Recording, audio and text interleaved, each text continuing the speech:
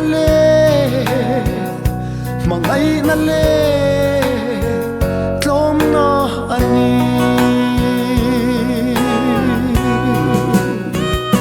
khovel mangai na zong zong te lalpa chua ani silo una enge i than ve do khovel nge Chris ta thang mai ro sim na tel lo pian thar na ing kan pathian ne i khen lo vang mi tenun i du tui angin i sing mun po phim kurang che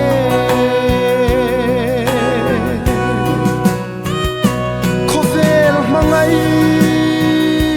na zong zong te lalpa chua ani silo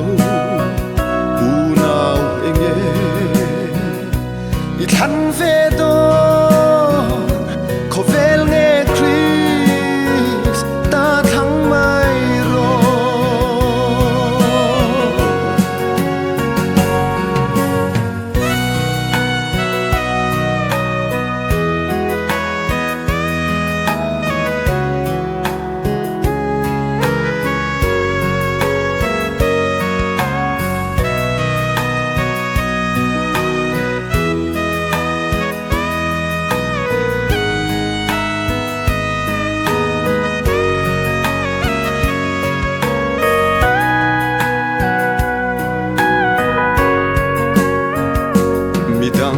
nun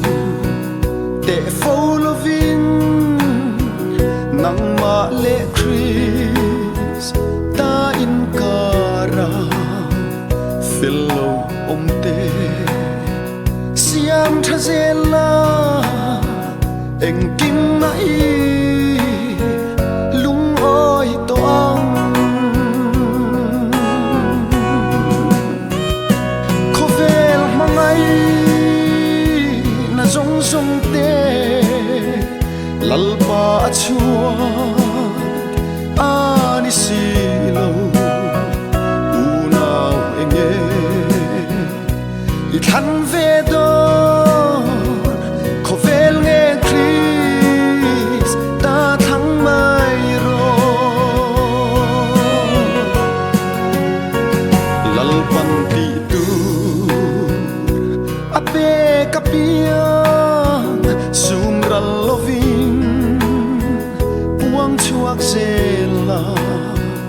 mi tenum na ra chuak turing i thok zelang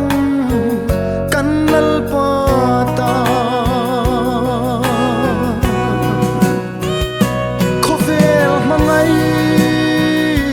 na zong zong te lalpa chua ani silo unau enge i than ve